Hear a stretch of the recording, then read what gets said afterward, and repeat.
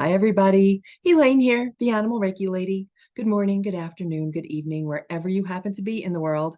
We have another reading today. Today's reading is for Chance, an adorable cat. And Chance was also a very talkative cat, got lots of stuff that came through on automatic writing this morning. So I'm looking forward to getting to Chance's message for his human, as well as the message for all of us from the Animal Collective that has a lot to do with time. But first, quick introduction. If you are catching me for the first time, my name is Elaine, Animal Reiki Master. I help people make healing connections. I really, really, at the very core of my being, want to help people work through the grief that they've experienced after the loss of an animal companion.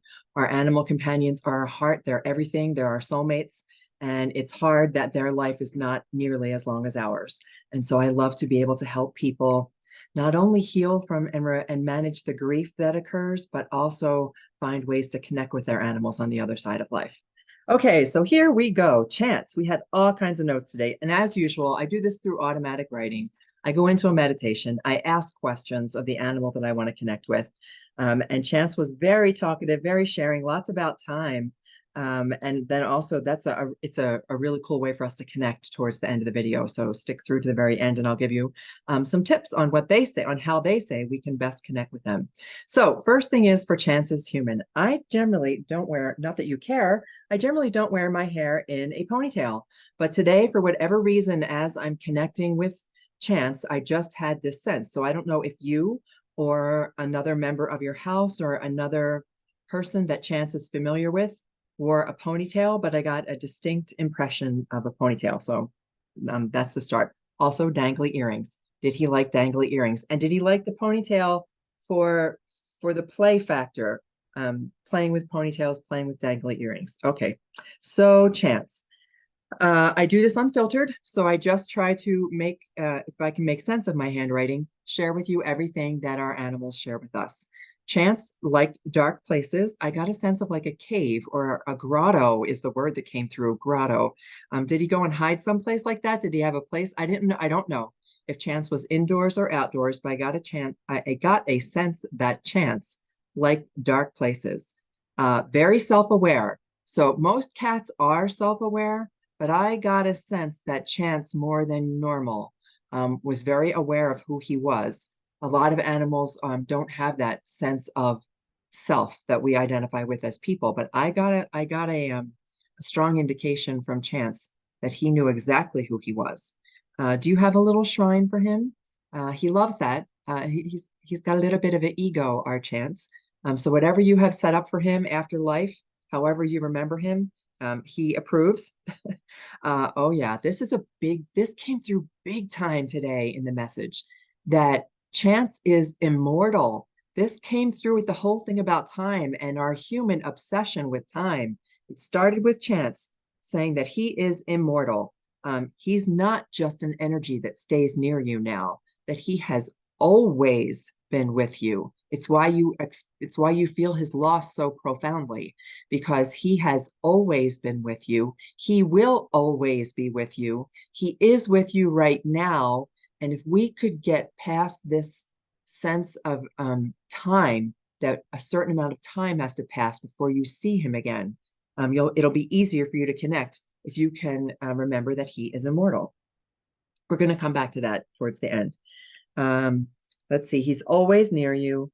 Besties, that's the word. He has been your best friend forever, since the dawn of time. He's been your best friend far longer than you can imagine.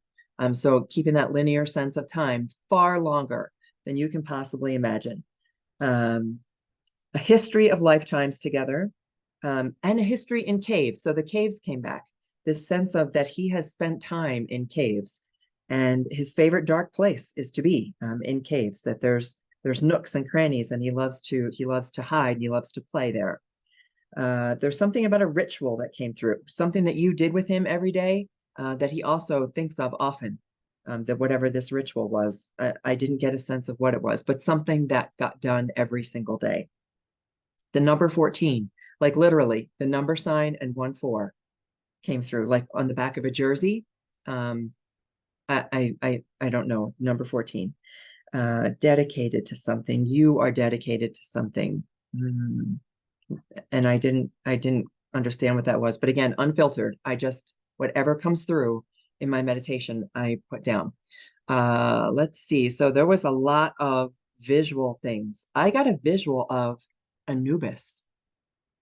You know, that dog, that Egyptian dog thing, a visual of Anubis, that Chance considers himself a jaguar at heart, like that fierce jaguar, fast panther energy, jaguar at heart kind of energy. It's an epiphany. You've had an epiphany of some kind. Again, no details there other than an epiphany. Visuals I received of a gold ring and a glowing gold ring. And I couldn't tell if it was a ring, like a ring on your finger, a ring of fire, a ring around something. I just see this. I can even see it so clearly right now, this golden glowing ring. Not sure what it means. Beads. I got beads. Playful though. I think that he liked to play with beads. And did you play with a laser pointer? Like I got a distinct image of a red laser, like the not the beam, but the like the pinpoint that the laser gives. A golf ball that came through as an image as well. Quartz crystal on a string. Not sure where that came from as well. Dripping Christmas lights. So he gave me lots of visuals. Chance gave me lots of visuals. You know those Christmas lights that look like icicles that are constantly rising and falling? And did he like those because of the way that they intrigued him? That flow of the dripping crystals, dripping crystal. I wonder if that was together, like he combined the crystal with the dripping Christmas lights on a string, because that's what came through on a string. That you need more sleep. That came through. You need more sleep. That he was a very good sleeper, and you need more sleep. Then this is the part that came through. So the way that this works, for those of you who may be new, I try to do a reading, an evidence-based reading. So I ask specific questions of Chance, and I ask our animals to share something with their human companion that verifies that it's them coming through with information, even if it's only one or two little things, something concrete that their human can hang on to, that their human can recognize. And I share that, and then comes through a message from what I call the animal collective. So Chance has now become a member of this animal collective. All the animals that I've worked with over the years, and I've only done these readings for about a year. It took me a lot of courage to come forward and say that I can make these kinds of connections. And they're not always 100% accurate. And I'm sorry, my cell phone's going off. If you guys can hear that, it's across the room. It's going to have to stay because I like to do these like stream of consciousness.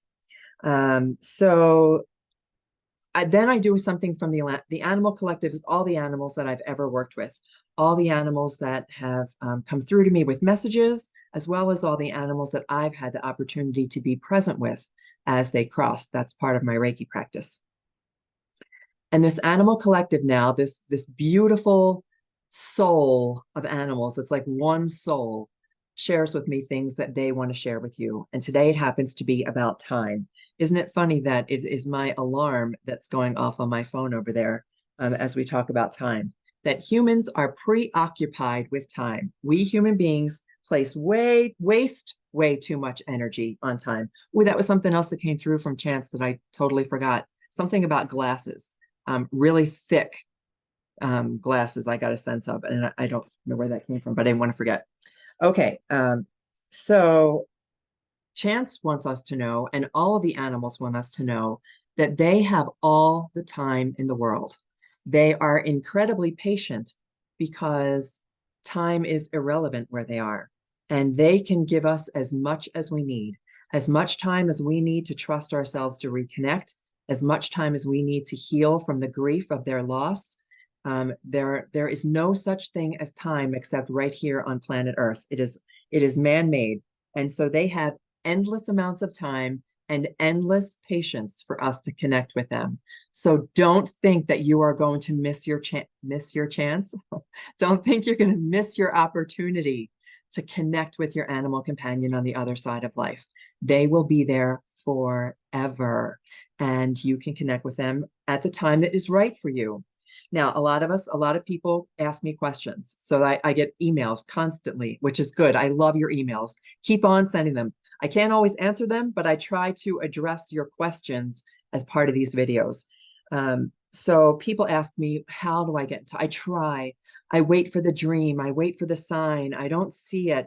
And this, they say today that there's a little way to do this if we can kind of let go of the time factor. If we can go someplace where we can just be quiet, so where there's no clock, don't bring your cell phone, where there's no, take your watch off, whatever is causing you to think about time, they want you to leave that behind. So even if you go sit in a dark closet, that's the imagery that I got. Go sit in a closet, close the door, let all of your senses be quiet. So close your eyes, let there be no sound. You have to put in earplugs, that's fine. If you want to listen to gentle music, that's fine. But they're suggesting that we let go of all of our senses. So anything that requires touch, sight, smell, hearing, taste, go someplace like a dark closet where you can let that all go and take in a few nice deep breaths and just ask. Become completely distant from this sense of time and just ask them to connect. And sit there in the quiet, and whether or not you feel anything, hear anything, see anything, it's not relevant. They want you to sit in this quiet space ever so calmly, ever so peacefully, and invite them to join you. And you'll feel them first. You'll feel them in your heart, or a thought may come to your mind. A thought may just pop into your mind about them. You may just be able to visualize them. One of the things that I like to do is to go into my meditation, which can be, don't have to, you know, it doesn't have to be sitting on a pillow. It doesn't have to be chanting. It doesn't have to be your hands in any particular position. Just go someplace where you can be quiet and visualize them. Picture them in your mind. Use your imagination to recall everything about them, everything about the way they smelled, the way they looked, their fur, the way that they might have barked or meowed or nickered or whatever that is, whatever thing describes them best for you. Use your imagination to call them fully into your mind, and then let them arrive. Let your imagination create the experience where you can be with them. And then let your heart be open to the possibility that they're there to connect with you, that they love you, that there is no time, that you can be with them anytime you choose, that you can let them in whenever you want to. And what a beautiful practice this will be to connect with them as you move forward. So that's the message that came through from them today, is for us to quiet our senses, let go of our preoccupation with time, go someplace quiet, use our imagination to remember who they are, to think all about them in every detail, and then let them come into your experience and know that you can always be with them.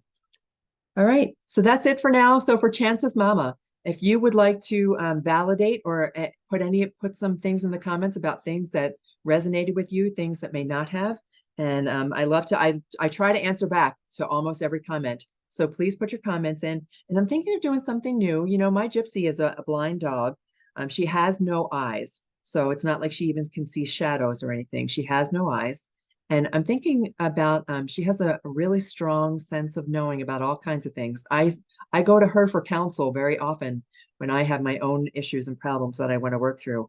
And I say, I'm just going to ask Gypsy. So I thought that might be something fun for us to do. So if you want to ask Gypsy a question, I will try to get her on camera. She's very camera shy. I will try to get her on camera, and we'll do a little like Ask Gypsy episode. So any questions that you would like to ask of an animal that you think might have magical insights, this could be your chance to do it.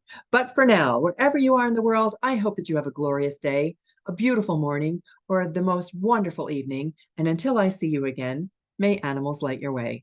Take care.